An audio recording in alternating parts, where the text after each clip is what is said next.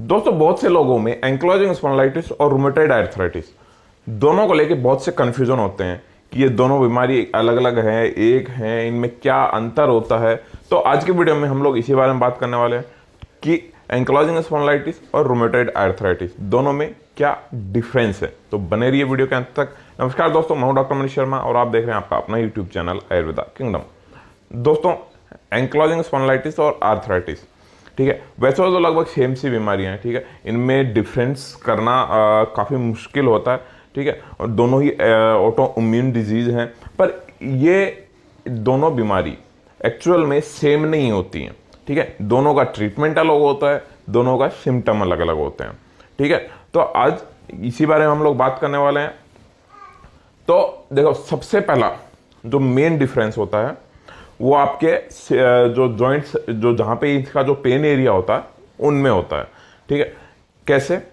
जो आर्थराइटिस होता है, रूमेटॉइड आर्थराइटिस, इसका जो जॉइंट्स, जो पेन एरिया होता है, बेसिकली जो इसके लक्षण आते हैं वो आपके स्मॉल जॉइंट से शुरू होते हैं कई बार। फॉर एग्जांपल आपकी हाथ की उंगलियां या पैर की उंगलियां, ठीक है, या फिर आपका रिस्ट जॉइंट, ठीक है। फिर इसके अंदर जो लक्षण आते हैं, वो जो पेन एरिया होता है वो शुरू होता है आपका नी जॉइंट, यानी घुटनों के अंदर दर्द अगर होता है, या फिर आपका एल्बो जॉइंट, ठीक है।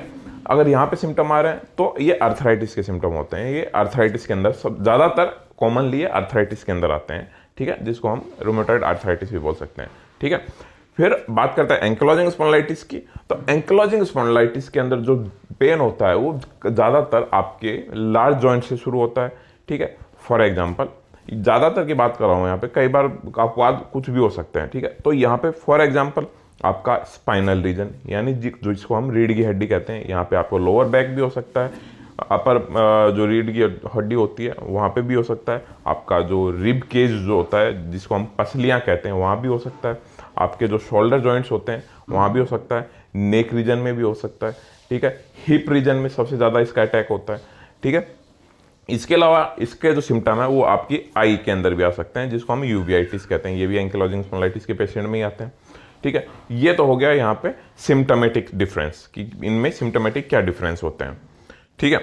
फिर बात की जाए कि भैया इनकी जो डायग्नोस के अंदर सबसे ज़्यादा क्या डिफरेंस आता है।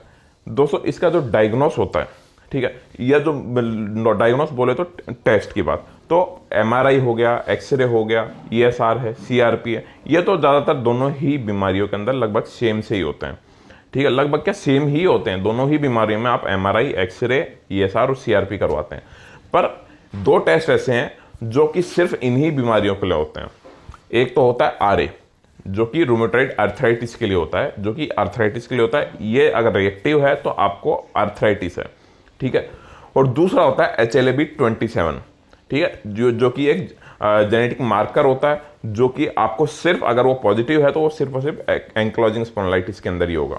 अगर आपको HLA-B27 पॉजिटिव है तो आपको एंक्लोजिंग स्पॉन्डिलाइटिस ही है, आर्थराइटिस। हाँ, वो बात अलग है कि किसी किसी को एंक्लोजिंग स्पॉन्डिलाइटिस और आर्थराइटिस दोनों एक साथ हो सकते हैं, किसी का आरए और HLA-B27 दोनों पॉजिटिव आ सकते हैं, ठीक है। पर अगर आपको HLA-B27 पॉजिटिव है तो आपको एंक्लोजिंग स्पॉन्डिलाइटिस ही होगा। इसके अलावा अदर दूसरे जो आर्थराइटिस वगैरह होते हैं उनको होने के चांसेस ना के बराबर होते हैं, ठीक है। फिर जो इसके अलावा इसमें और डिफरेंस की बात की जाए तो जो आर्थराइटिस होता है उसके अंदर बेसिकली आपको जो जॉइंट्स के अंदर, जो आपके नी है या फिर रिस्ट जॉइंट है या फिर आपका एल्बो जॉइंट है, ठीक है, हाथ की उंगलियां हैं, इनके अंदर पेन होता है, ठीक है, और आपको स्वेलिंग भी दिख सकती है, ठीक है। और जबकि एंक्लोजिंग स्पॉन्डिलाइटिस में आपको बेसिकली यहाँ पे जकड़ाहट जैसा फील होता है, आपका जो जॉइंट्स होते हैं वहाँ पे आपको जकड़ाहट फील होगी, ऐसा लगेगा कि हाँ ये जकड़ गए हैं, ये एकदम जकड़ा जकड़ा फील होगा, क्योंकि जॉइंट्स में यहाँ पे स्वेलिंग आती है। स्वेलिंग दोनों में आती है, पर यहाँ पे ज़्यादातर केसेस में जकड़ाहट फील होती है, ठीक है। आपको जो आर्थराइटिस है जकड़ाहट वहाँ भी फील होती है, बट एंक्लोजिंग स्पॉन्डिलाइटिस के अंदर जकड़ाहट के जो सिम्टम है वो ज़्यादा होते हैं, ठीक है। और जब सुबह उठने का जो मॉर्निंग स्टिफनेस का चांसेस होता है वो एंक्लोजिंग स्पॉन्डिलाइटिस में ज़्यादा होते हैं। यहाँ पे मॉर्निंग स्टिफनेस के अंदर जो एंक्लोजिंग स्पॉन्डिलाइटिस है उसमें ज़्यादा स्टिफनेस देखने को मिलती है, ठीक है। फिर बात करें ट्रीटमेंट डिफरेंस की, ठीक है, इलाज कौन सी बीमारी का इलाज हो सकता है। देखिए दोस्तों, इलाज दोनों ही बीमारी का संभव है, एंकिलोजिंग स्पॉन्डिलाइटिस का भी और आर्थराइटिस का भी, ठीक है। पर सबसे बड़ी दिक्कत यह है यहाँ पे कि जो आर्थराइटिस है उसका इलाज ज़्यादा आसानी से संभव है, ठीक है। इसका जो आर्थराइटिस है इसका इलाज आसानी से हो सकता है, ठीक है। इसका जो इलाज है एंकिलोजिंग स्पॉन्डिलाइटिस से डिफरेंट चलता है, पर इसका इलाज आसान है। पर एंकिलोजिंग स्पॉन्डिलाइटिस का इलाज मुश्किल होता है। इलाज इसका भी संभव है, आयुर्वेद में तो इसका भी इलाज संभव है पूरी तरह, पर इसका इलाज और लाइन ऑफ ट्रीटमेंट बिल्कुल अलग होता है आर्थराइटिस से, ठीक है।